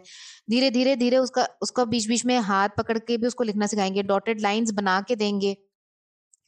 लेकिन जैसे जैसे उसको लिखना आ जाता है वैसे वैसे वो अपना सपोर्ट विड्रॉ कर लेते हैं और इंडिपेंडेंटली उसको काम करने देते हैं। तो वो जो जैसे जैसे वो स्किल होता जाता है लिखने में और वो अपना सपोर्ट विड्रॉ करते हैं, वो होती है स्कैफोल्डिंग। कि ठीक है, कि जब तक मोर स्किल्ड लर्नर ने आपको सिखाया, आपको हेल्प दी to a less skilled learner, and reduce कर दिया अमाउंट ऑफ हेल्प जब आप जो है उस स्किल को सीखने लग गए, जब आप ज्यादा केपेबल हो गए। Now zone of proximal development ZPD क्या है? The difference between what a child can do alone versus what he can do with help. ठीक है, जो वो अकेले इंडिपेंडेंटली कर सकते हैं और जो वो हेल्प के साथ करेंगे, इसका जो डिफरेंस है, ठीक है, हेल्प के साथ और इंडिपेंडेंट करेंगे, इसके बीच का ये जो डिफरेंस है, ये जो सफर है, ये है zone of proximal development. Now for example, jenny एक लड़की है जो क्लास 4 की मैथ्स सॉल्व कर सकती है, बट अपनी टीचर के हेल्प से वो क्लास 6 का मैथ्स भी सॉल्व कर सकती है. तो उसका जोनल ये जो ZPD है, डिफरेंस क्या हो गया? 2 years का. ठीक है, गैप जो है 2 years का. तो मतलब अगर हम ये निकाल रहे हैं कि कितनी उसको हेल्प चाहिए, ठीक है, जोन ऑफ प्रॉक्सिमल डेवलपमेंट वो बीच की सड़क है ना, जो इंडिपेंडेंट से हेल्प के बीच की सड़क है. तो इंडिपेंडेंट क्या है? ये इंडिपेंडेंट है उसकी क्लास 4, ये उसका हेल्प है. तो कितना डिफरेंस हुआ 4 और 6 में? 2 का। तो ये उसका ZPD हो गया, सिंपल मैथ्स मतलब।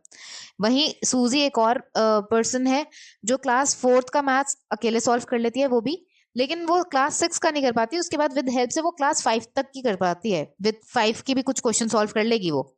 तो उसका जो ZPD है वो 1 ईयर है। दोनों ही इंटेलिजेंट है, पर हम किसको बोलेंगे हायर पोटेंशियल है इंटेलिजेंस की? ऑब्वियसली जेनी में, क्योंकि उसका जो ZPD का डिफरेंस है वो 2 ईयर्स है। ठीक है। बेसिकली हमें ZPD से क्या पता चल रहा है? It isn't about what you know. आपको क्या पता है वो मायने नहीं रखता। ट्रेडिशनल जो मेजर करते हैं आपके जो इंटेलिजेंस टेस्ट है, क्या मायने रखता है कि आप क्या कर सकते हो। ठीक है, व्हाट यू कैन डू।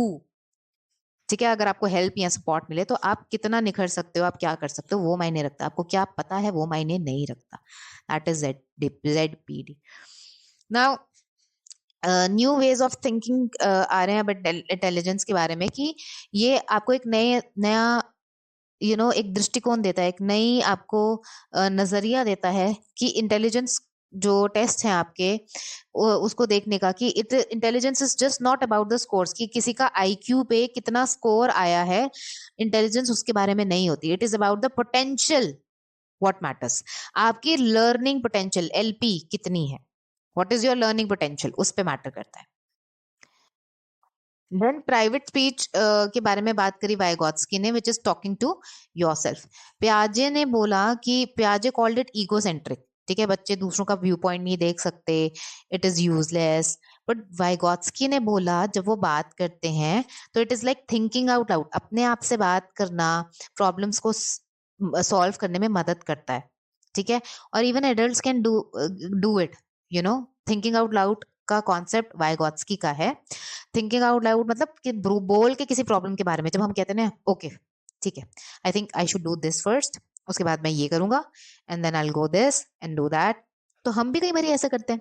तो this is good, this helps in solving your problem, और आपको एक स्ट्रक्चर मिल जाता है। एप्लीकेशन अगर हम देखें तो cooperative learning, students work together, they learn from each other, ये सब आपको वाइगोत्स्की के लर्निंग के थ्रू मिलेगा। क्यों? क्योंकि इसमें सोशल एस्पेक्ट आ रहा है ना भाई। अगर आप, जैसे हमने बात करी थी ना कि स्कैफोल्डिंग की, तो स्टूडेंट्स एक दूसरे को अगर सिखाएं, ठीक है, मेरे को ये कॉन्सेप्ट क्लियर है तो मैं आपको सिखाऊं, तो that is scaffolding, no? Cooperative learning है। तो ऐसे करके वाइगोत्स्की की एजुकेशन, वाइगोत्स्की की जो थ्योरी है वो एजुकेशन में काफी हेल्पफुल है। रेसिप्रोकल टीचिंग में भी, कि जो कि स्टूडेंट्स हैं दे टीच ईच अदर, उसमें भी। तो एजुकेशन में जो है इसका काफी हेल्प होता है दिस थ्योरी का। And with this we come to an end with cognitive development.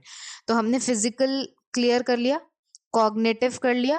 Now आपके पास रह गया है अब last, which is psycho social development, और उसके बाद ये इन्फेंसी का पूरा खत्म हो जाएगा। तो साइको सोशल डेवलपमेंट जो है it talks about your personality. ठीक है, your personality, your relationships, psycho social development. Now सबसे पहले हम बात करेंगे टेम्परामेंट की। What is temperament? टेम्परामेंट क्या होता है? Now temperament is something which a child has in born. ठीक है, एट प्रेजेंट ये बर्थ पे ही होता है। टेम्परामेंट मतलब हमारा बिहेवियरल और हमारा इमोशनल कैरेक्टरिस्टिक्स कैसे हैं किसी इन्फेंट के। And it is one of the earliest sign of personality है, जिसकी वजह से हर बच्चा अलग होता है। ठीक है, ये कुछ ऐसे ट्रेड्स होते हैं जो थ्रू आउट लाइफ आपको स्टेबल ही मिलेंगे। टेम्परामेंट 3 टाइप के होते हैं, थॉमस और चेस्ट ने इसको बताया है। Easy temperament, then we have difficult temperament, then we have slow to warmer temperament. जो बच्चों के टेम्परामेंट की बात हो रही है। ठीक है, इजी टेम्परामेंट मतलब कि ऐसे बच्चे जो जिनकी स्लीप रेगुलर है, ईटिंग हैबिट्स रेगुलर है, वॉक वॉक उनके स्केड्यूल्स काफी रेगुलर है, इजीली अडेप्ट कर लेते हैं न्यू सिचुएशन में। जर्नली वो हैप्पी और काम रहते हैं, वो बच्चे इजी टू सूद होते हैं। अगर मान लो रो रहे हैं, अपसेट हैं, तो भी इजीली काम डाउन हो जाते हैं। ज्यादातर बच्चे इसी टेम्परामेंट में फॉल करते हैं, उनका टेम्परामेंट यही होता है। ठीक है, सड़ू नहीं होते बेसिकली। डिफिकल्ट टेम्परामेंट के जो बच्चे होते हैं उनका इरेगुलर होता है। कब उठ रहे हैं, कब सो रहे हैं, कब सुसु पॉटी कर रहे हैं, कोई हिसाब किताब ही नहीं है। उनको बदलाव बिल्कुल अच्छा नहीं लगता, they dislike change, they are loud, they are active, intense उनके रिएक्शंस होते हैं, ठीक है। ऑफन अनहैप्पी या क्रैबी होते हैं, चिड़चिड़े से जो वो बच्चे होते हैं ना, कि हर समय चिड़चिड़ चिड़चिड़ चिड़चिड़ करते रहते हैं, मम्मी, वो वाले बच्चे डिफिकल्ट टेम्परामेंट के होते हैं। These babies are most challenging for care givers. इसके बाद आते हैं स्लो टू वार्म अप वाले टेम्परामेंट के बच्चे। स्लो टू वार्म अप वाले मतलब ये शांत स्वभाव के होते हैं, ज्यादा एक्टिव नहीं होते हैं, और चीजों पे बहुत ज्यादा रिएक्शन नहीं देंगे, माइल्ड रिएक्शन करेंगे, बहुत ज्यादा ग्रम्पी नहीं होते हैं, ठीक है, बहुत ज्यादा सड़ू नहीं होते। स्लो टू एडजस्ट होते हैं, अगर सिचुएशन बदली, चीजें बदली, नए लोग मिले तो एकदम से कूद के मतलब उनकी गोदी में नहीं चले जाएंगे, एकदम से चिड़चिड़े भी नहीं होंगे, मतलब they will take their own time, ठीक है। With time and gradual changes they will warm up. तो ये होता है 3 temperament. Now important points to remember क्या है, they are not the fix categories, not all babies fit perfectly into one type. कोई भी बच्चा ऐसा नहीं है कि आप उठा के एक ही टेम्परामेंट, हो सकता है कि मिक्स ऑफ टेम्परामेंट्स भी हो। कोई बच्चे you know they can have all 3 types जो हमने पढ़ी है, कि इजी टेम्परामेंट है, डिफिकल्ट है, स्लो टू वार्म अप है, तो इसका मिक्स भी हो सकता है। एंड बाय द वे वैसे भी हम साइकोलॉजी पढ़ रहे हैं, ह्यूमन ब्रेन है, ह्यूमन माइंड है, इतने कॉम्प्लेक्स हमारे बिहेवियर्स होते हैं, कुछ भी एकदम क्लियर कट डब्बों में तो आप बंद कर ही नहीं सकते।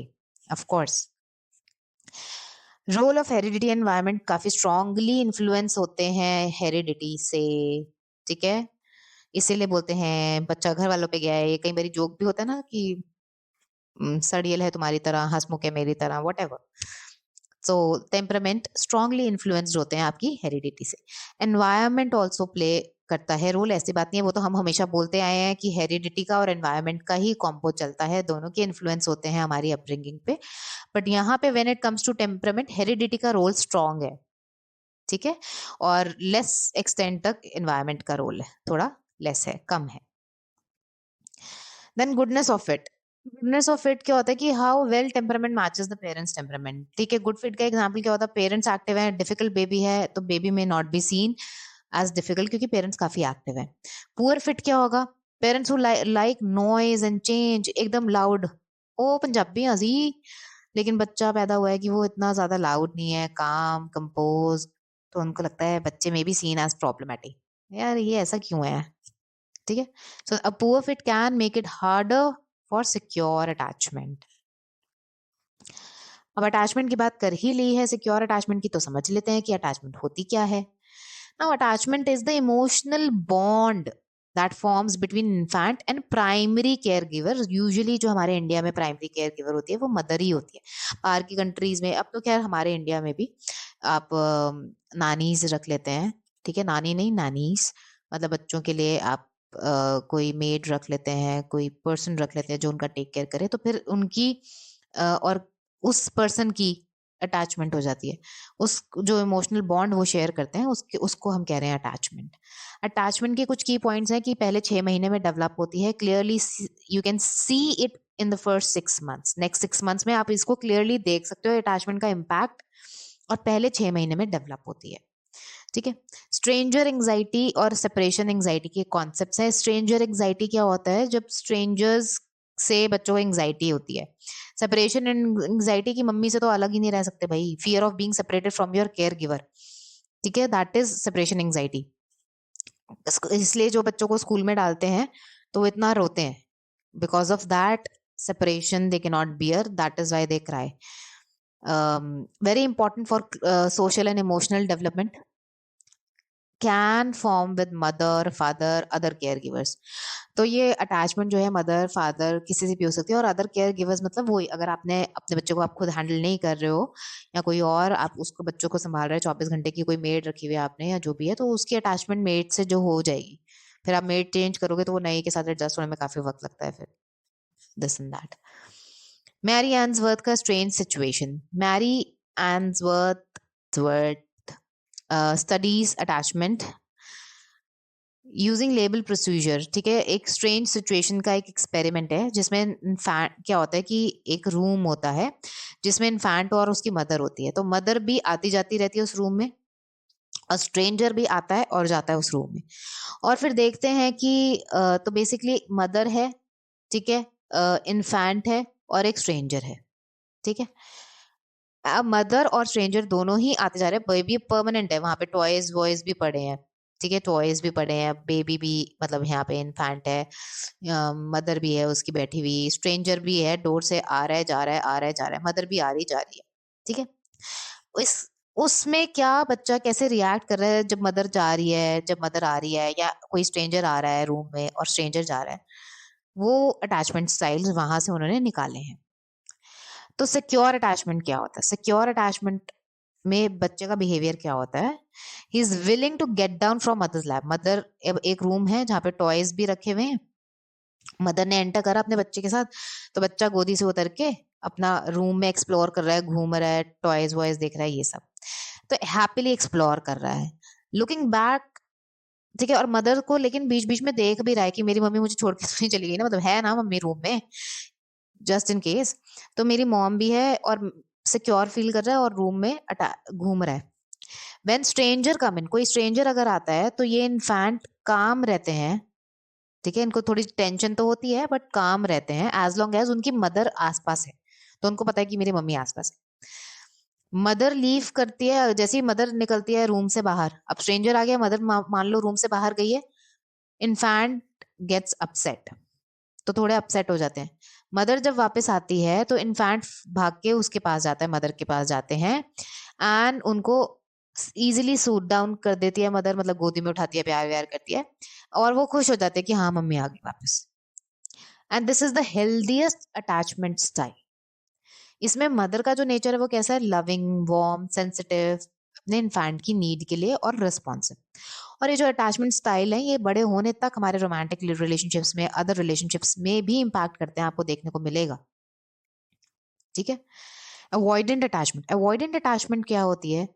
इन कॉन्ट्रास्ट जो अवॉइडेंट बेबीज होते हैं, they are somewhat willing to explore, but वो बेस टच नहीं करते। बेस मतलब वापस पलट के, जैसे होता है ना, जैसे सिक्योर अटैचमेंट में था कि बच्चा था रूम में, टॉयज भी रखे हुए थे, तो वो घूम रहा है पूरे रूम में और अपनी मम्मी को भी मतलब चेक कर रहा है, देख रहा है कि मम्मी है ना। लेकिन ये बच्चे, they kind of willing to explore, but पलट के ये मम्मी मम्मी को देखना और ये सब की है कि नहीं है, ऐसा कुछ नहीं है। They did not look at the stranger जब स्ट्रेंजर एंटर करता है, और mother, and very little to, तो उन मदर, मतलब मदर रूम से जा रही है आ रही है, इनको इतना कुछ खास फर्क नहीं पड़ रहा है, स्ट्रेंजर आ रहा है जा रहा है, कुछ खास फर्क नहीं पड़ रहा है, लेस्ट लीस्ट इंटरेस्टेड और कंसर्न रखते हैं, कोई मतलब नहीं है, भाड़ में जाओ। मदर का बिहेवियर इनमें कैसा पाया गया है? ऐसे बच्चे जिनमें अवॉइडेंट अटैचमेंट होती है, उनकी मदर का बिहेवियर जो नोटिस किया गया है वो ज्यादातर अनरिस्पॉन्सिव होती है, इनसेंसिटिव होती हैं towards the needs of a child, coldly rejecting होती हैं। सो दैट इज वाई इनका भी, बच्चों का जो बिहेवियर है, अवॉइडेंट अटैचमेंट वहां से होती है, क्योंकि अटैचमेंट सिक्योर बिल्ड नहीं हुई, ठीक है। एम्बिवेलेंट यानी कि रेजिस्टेंट अटैचमेंट वाले बच्चों की भी मिक्स फीलिंग्स होती है। एम्बिवेलेंट का मतलब ही यही है, मिक्स फीलिंग्स, ठीक है। They are clinging and unwilling to explore, बड़े अपसेट हो जाते हैं when the stranger regardless of the mothers present, mother है या नहीं है, अगर कोई स्ट्रेंजर घुसा रूम में तो बड़े अपसेट हो जाते हैं, ये कौन आ गया भैया, मैं और मम्मी के अपना टॉय खेल रहे थे या जो भी है। Protested mightily when mother left, mother अगर गई तो बस इन्होंने हल्ला मचा देना, चिल्ला देना, ठीक है। और जब मदर वापस आई तो उसके बाद इनको काम डाउन करना, भैया अब तो मम्मी आ गई, काम डाउन हो जाओ, बड़ा मुश्किल है इनको शांत करना। जब मदर रिटर्न आई तो इन बेबी, दे डिमांडेड कि मुझे मतलब गोदी में उठाओ, but at the same time mother को किक भी कर रहे हैं, हाथ पैर भी मार रहे हैं, जैसे बच्चे करते हैं, रोते हैं तो हाथ पैर चलाते हैं। तो this is a mix reaction, mix reaction में उनके रिटर्न पे, ठीक है। ऐसे बच्चों की जो मदर का नेचर पाया गया है वो मतलब इनकंसिस्टेंट मदर होती है, कभी प्यार दे रही है, कभी गुस्सा कर रही है, कभी ये, मदर का बिहेवियर भी इन बच्चों के लिए इनकंसिस्टेंट होता है, इनकी इसलिए जो अटैचमेंट होती है वो ऐसी होती है, इनसेंसिटिव भी होते हैं। फोर्थ है डिसऑर्गेनाइज या डिसओरिएंटेड अटैचमेंट, ये तो मतलब सबसे खराब। Baby seemed confused as to how they should react to their mother return. भाई मम्मी अगर रूम में से गई है और उसके बाद थोड़ी देर बाद वापस आई है तो उनको समझ नहीं आ रहा कि अब वो कैसे रिएक्ट करना है, कैसे अप्रोच करना है। वो अपन अप्रोच तो कर लेंगे पर आई अवॉइड करेंगे आई कांटेक्ट, fearful भी होंगे but depressed भी होंगे, क्योंकि उनको समझ ही नहीं आ रहा ना, confused feelings है, confused baby है ये, क्वेश्चन मार्क वाले, मिक्स्ड फीलिंग है, कंफ्यूज्ड बेबी है, समझ नहीं आ रहा कैसे एक्सप्रेस करना है, ना गुस्सा एक्सप्रेस करना आ रहा है, ना प्यार एक्सप्रेस करना है, खुशी तो है कि वापस आ गए, लेकिन गए क्यों थे, तो वो सब। तो ऐसी जो मदर का जो नेचर पाया गया है वो एब्यूजिव और निग्लेक्टफुल पाया गया है। मतलब देखा गया है कि जो मदर, क्यों इस तरीके की अटैचमेंट बेबी को फॉर्म हुई, because the mother somewhere was neglectful to the needs of a child and kind of abusive, है ना, डांट पाट एंड ये वो, not very lovely talking to, ऐसा। Then comes role of infant temperament, attachment। So role of temperament इसमें क्या है कि attachment is not equal to mother only, basically infant का अपना भी टेम्परामेंट मैटर करता है, मतलब heredity also plays a role.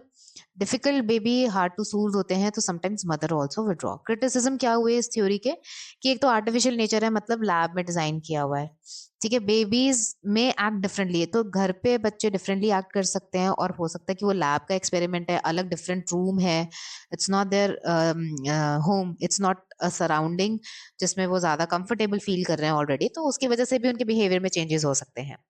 Now supports found in home based, और इस चीज का सपोर्ट दिखता है होम बेस्ड अटैचमेंट में, ठीक है। होम पे अगर आप यही सेम चीजें घर पे करो तो बच्चे डिफरेंटली रिएक्ट करेंगे, but it was a lab experiment, artificial nature था एक्सपेरिमेंट का, सो दे डिफरेंट उनका नेचर था। Supported for the concept of attachment style, पर अटैचमेंट स्टाइल्स जो है वो देखते हैं हम, रिलेटिवली स्टेबल ऑफ अटैचमेंट, ये जो अटैचमेंट स्टाइल एक बार फॉर्म हो जाता है वो रिलेटिवली स्टेबल होता है through out the life, but ऐसा नहीं है कि पत्थर की लकीर है और चेंज नहीं होता, ठीक है। Now development of attachment, Harlow की स्टडी, तो ये एक हार्लो की स्टडी है अटैचमेंट स्टाइल पे। अर्ली व्यू ऑफ अटैचमेंट क्या था लर्निंग थ्योरी का, साइकोलॉजिस्ट फर्स्ट बिलीव, उनको लगता था कि बेबीज मदर से इसलिए अटैच होते हैं क्योंकि मदर जो है खाना प्रोवाइड करती है, ऑफ कोर्स मदर फीड करती है, तो इसलिए बेबीज की अटैचमेंट होती है खाने की वजह से, क्योंकि फूड यहाँ पे प्राइमरी रीइंफोर्सर है, और मदर बन जाती है secondary, you know, mother becomes secondary and food becomes primary. Attachment happens because mother से उनको उनकी भूख मिट रही है, प्यास मिट रही है, उनको प्लेजर मिल रहा है, इसलिए, ठीक है। फिर हार्लो ने एक स्टडी करी थी 1958 में, 1958 में उन्होंने एक स्टडी करी थी, attachment is influenced by more than just food, जिसमें उन्होंने ये बात प्रूव करी थी कि अटैचमेंट सिर्फ इसलिए नहीं है मदर से कि वो खाना प्रोवाइड करती है, फूड प्रोवाइड करती है, प्लेजर प्रोवाइड करती है। They introduce the concept of contact comfort. Contact comfort का मतलब क्या है कि एक बच्चे को कंफर्ट फील होता है, ठीक है, एक सॉफ्ट टच, एक फिजिकल क्लोजनेस की वजह से अटैचमेंट फॉर्म होती है। तो ये क्या एक्सपेरिमेंट किया था, तो ये रिहर्सल्स जो है एक मोंकी की टाइप है, एक ब्रीड है, तो हार्लो का ये एक्सपेरिमेंट था कि उन्होंने 8 इन्फेंट लिए थे, छोटे छोटे जो बच्चे होते हैं मंकी के बच्चे लिए थे, और उन्होंने पैदा होने के बाद उनको अपनी मदर से अलग कर दिया था, ठीक है। ईच मंकी को जो है उन्होंने प्लेस करा था 2 सरोगेट मदर्स के साथ, ठीक है। सिसरेली, मैंने नीचे लिंक दिया हुआ है डिस्क्रिप्शन बॉक्स में, आप देखोगे तो आपको उसमें इमेज मिल जाएगी। 2, एक जो मंकी मदर है वो वायर की है, और एक सॉफ्ट क्लोथ की पैडिंग है, उस पे सॉफ्ट है, ठीक है।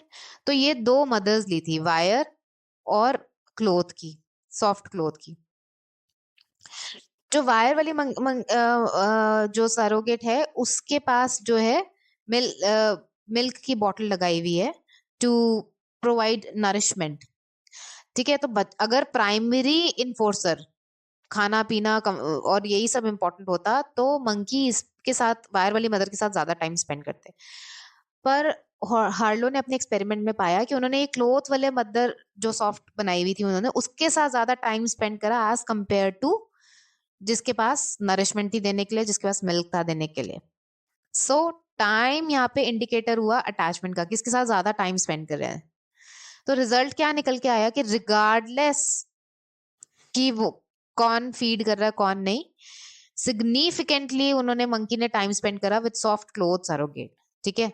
In fact all monkey spend time, little time उन्होंने स्पेंड करा जो वायर वाली थी जिस पे बॉटल अटैच थी। तो उन्होंने ये कंक्लूड करा, क्या कंक्लूड करा, बेसिकली जो फाइनल रिजल्ट है कि contact comfort was important basic of affection and love.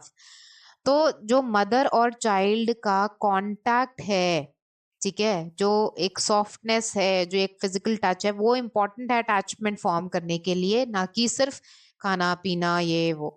ठीक है, अब बात करते हैं हम सेल्फ कंसेप्ट की। सेल्फ कंसेप्ट क्या होता है? Self concept is the image you have of yourself. जो आपकी इमेज है आपके लिए, that is your self concept.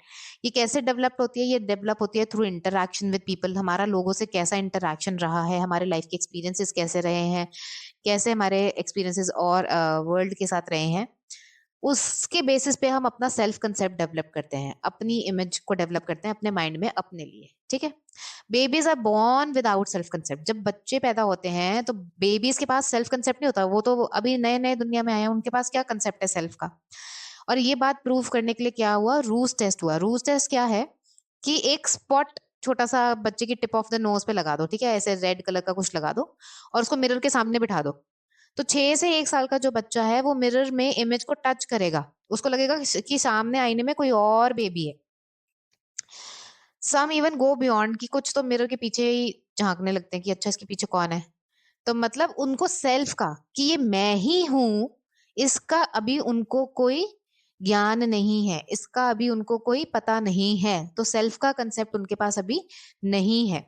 पर 15 से 18 महीने के जब हो जाते हैं बच्चे, सो बेबी, जब आप उनको ऐसे, तब उनकी टिप मान लो उनके, आपने उनके फेस पे कुछ लगाया और उनको मिरर के सामने बिठाया, तो वो अपने फेस को टच करेंगे, क्योंकि उनको पता है मिरर में जो दिख रहा है वो मैं ही हूं। ठीक है, तो उनके पास तब ये कॉन्सेप्ट आ जाता है विच इज सेल्फ रिकग्नाइज। तो वो खुद को पहचानने लगते हैं, समझने लगते हैं। This shows the beginning of self concept. यहाँ से सेल्फ कंसेप्ट की डेवलपमेंट होती है। तो जब 15 से 18 महीने के बच्चे हो जाते हैं तो उनको अपना जेंडर समझ आने लगता है, I am a boy, I am a girl. उनको फिजिकल अपीयरेंस समझ आने लगती है कि मेरी ब्लू आईज है, ब्राउन हेयर है, what. Personality traits middle childhood में जाके डेवलप होते हैं, और ग्रुप मेंबरशिप उसके बाद डेवलप होती है। Now this is the last thing of today's video which is Erikson's theory. Erikson की थ्योरी। एरिक्सन एक साइकोडायनामिक थ्योरिस्ट हैं जो एम्फसाइज करते हैं of the social relationship in the development of personality. Personality के डेवलपमेंट में सोशल जो रिलेशनशिप्स है उनका क्या रोल रहा है उसके बारे में। ही बिलीव कि that development occurred in the series of 8 stages. जब हमने प्याजी को पढ़ा, प्याजी की थ्योरी, तो 4 स्टेजेस पढ़ी थी, पर वो कॉग्निटिव थ्योरी थी। अब हम साइको सोशल के बारे में पढ़ रहे हैं। ठीक है, मिक्स मत करना चीजों को। सो एरिक्सन की जब हम बात करें तो 8 स्टेजेस आती हैं। ही बिलीव दैट डेवलपमेंट जो है वो 8 स्टेजेस में होती है। ईच स्टेज के अपने कुछ इमोशनल क्राइसिस हैं, यही सबसे हाईलाइटेड पॉइंट है। ठीक है, एक तो ये कि 8 स्टेजेस में है और इमोशनल क्राइसिस होते हैं। अगर उसको अच्छे से निकल जाए उस पॉइंट से, देन उनकी जो पर्सनालिटी है वो नॉर्मल हेल्दी साइकोलॉजिकल डेवलपमेंट होती है। ना इसमें मैंने ये स्क्रीनशॉट मैंने लिया है आपकी सिसरेली से। वहां पर आप जो है डाउनलोड कर सकते हैं, क्योंकि मैंने डिस्क्रिप्शन बॉक्स में आपको पीडीएफ दिया हुआ है सिस्ट्रेली का, and you can go through this. मतलब आपको ये स्क्रीनशॉट वहां पे मिल जाएगा। जो पहली स्टेज होती है वो बर्थ से 1 साल तक की होती है, 1 ईयर तक की। उसमें क्या होता है, डेवलपमेंट क्राइसिस क्या होते हैं, ट्रस्ट वर्सेस मिसट्रस्ट। तो इन्फेंट्स यानी कि जो बच्चे होते हैं 1 साल तक के जो बच्चे होते हैं, अगर इस स्टेज को वो अच्छे से पार कर गए तो या तो वो ट्रस्ट करना सीखेंगे या फिर उनको हमेशा मिसट्रस्ट ही रहेगा। ये कैसे होता है? अगर उनकी बेसिक नीड्स, मान लो कोई बच्चा है जो 1 साल के अंदर है, उसकी बेसिक नीड्स क्या होती हैं? ठीक है, टाइम से खाना पीना, क्लीनिनेस, अगर वो उसने अपना पैंट्स गंदे कर दिए तो उसको चेंज करना, तो मदर उसकी नीड्स को अटेंड करे टाइम टू टाइम, है ना। अगर तो ऐसा हुआ, ठीक है, उसको टाइम से फूड मिला, कंफर्ट मिला, उसकी नीड्स जरूरतें पूरी हुई, तो उसका ट्रस्ट बैठेगा। और अगर ऐसा नहीं हुआ तो उसका ट्रस्ट कभी नहीं बैठेगा। उसको लगेगा मैं तो बस अकेला हूं एंड मैं किसी पे भरोसा नहीं कर सकता, कोई मेरे लिए नहीं है, कोई मेरे को अटेंड नहीं करता है। मतलब एक बड़ी उसकी पर्सनालिटी जो है मिसट्रस्ट वाली हो जाएगी। ही दैट बेबी जो है, तो ये इमोशनल क्राइसिस है, ये डेवलपमेंट क्राइसिस कहा है इसको एरिक एरिक्सन ने। जो बच्चे इस स्टेज को सक्सेसफुल पार नहीं कर पाते, जिनकी नीड्स ऑफ फूड कंफर्ट नहीं मेट होती, अफेक्शन प्यार की, भाई रो रहे हैं चुप करा लो उठा लो या जो भी है, तो वो नीड नहीं मेट होती, तो वो फिर दे डू नॉट एक्सपेक्ट कि उनकी कभी भी कोई भी जरूरत पूरी होगी फ्यूचर में, क्योंकि उनको ट्रस्ट ही नहीं होता। ठीक है। सेकंड स्टेज आती है टॉडलर की। टॉडलर मतलब 1 से 3 साल के बच्चे। यहाँ पे क्या क्राइसिस है? Autonomy versus shame and doubt. यहाँ पे जो बच्चे हैं वो अंडरस्टैंड है कि वो अपने options को, जो बच्चे इसको सक्सेसफुली स्टेज को पार कर जाते हैं, they can control their action and dependence develop करते हैं। जो इस स्टेज को सक्सेसफुली डेवलप नहीं कर मतलब पार नहीं कर पाते, तो उनको ये लगता है, ब्लॉकेज हो जाती है कि सेल्फ डाउट में, पता नहीं मैं कर भी पाऊंगा कि नहीं कर पाऊंगा। तो ये वो बच्चे हैं कि जिसको जैसे अगर आप रोका टोकी करते रहो बच्चे को, नहीं नहीं तुम छोटे हो कर नहीं पाओगे, नहीं नहीं मैं नहीं मैं या बच्चे से खाऊंगा, बच्चे से चम्मच खाए और 8 चम्मच गिराए, उसको खाने दो। नहीं खाने देंगे, अपने हाथ से नहीं करने देंगे, उसको चीजें रोका टोकी करेंगे, तो उसको बड़े होके भी हमेशा डाउट में ही रहेगा, पता नहीं यार मैं कर पाऊंगा कि नहीं, पता नहीं मुझसे होगा कि नहीं। ठीक है। तो ये होती है टॉडलर की स्टेज। अगर इस टाइम पे ये स्टेज पार हो गई तो वो कॉन्फिडेंट पर्सनालिटी उनकी आगे की क्लियर। थर्ड स्टेज आती है प्री स्कूल पे, मतलब 5 साल के बच्चे। इसकी क्या का होता है? गिल्ट। गिल्ट। ठीक है। प्री स्कूल के चिल्ड्रन रिस्पॉन्सिबिलिटी धीरे धीरे अब कंट्रोल सीखते होते हैं। अगर स्टेज से वो निकल गए, सो ये जो थर्ड स्टेज होता है प्री स्कूल का, इनिशिएटिव वर्सेस गिल्ट का, इसमें ये होता है कि a child learns to take initiative for things. ठीक है। They want to develop some self control, they want to take some responsibilities. तो अब वो किसी किसी नए नए चीज में इनिशिएट करेंगे, लेकिन अगर उनको झाड़ के बिठा दिया जाएगा तो वो इनिशिएट नहीं करेंगे एंड दिल बी गिल्ट। सो दे अगर इस चीज को वो सक्सेसफुली पार कर गए, तो they will it will help them, they will feel capable, they will feel more, वो फिर आगे भी चीजों में जाके इनिशिएटिव लेंगे, है ना। नहीं तो फिर वो किसी भी चीज में कोई इनिशिएटिव लेंगे ही नहीं, अगर वो इस स्टेज को सक्सेसफुली पार नहीं कर पाए। और इस स्टेज को सक्सेसफुली पार करने के लिए of course they need support and help from the care giver. ठीक है। अदरवाइज दे फील कि नहीं I am responsible, I can not do this, I can not do that. Elementary school age होती है 5 से 12 साल की। यहाँ पे क्या आता है? क्राइसिस इंडस्ट्री वर्सेस इंफीरियोरिटी की। So in this age, um, if child receives criticism, then it for failure or whatever, so they develop inferiority complex. If they receive support and help and praise for whatever they have done correct, then it boosts their confidence. Then comes the stage of identity versus role confusion. Now, adolescents must decide who they want to become, what they believe into, what they want to be, वो सब चीजें। ठीक है। So that identity formation basically. और नहीं, अगर ये successful stage ये पार नहीं हुई तो रोल कंफ्यूजन हो जाएगा। Now adolescents who define their values, goals, beliefs, एक सेंस ऑफ आइडेंटिटी उनमें डेवलप होती है।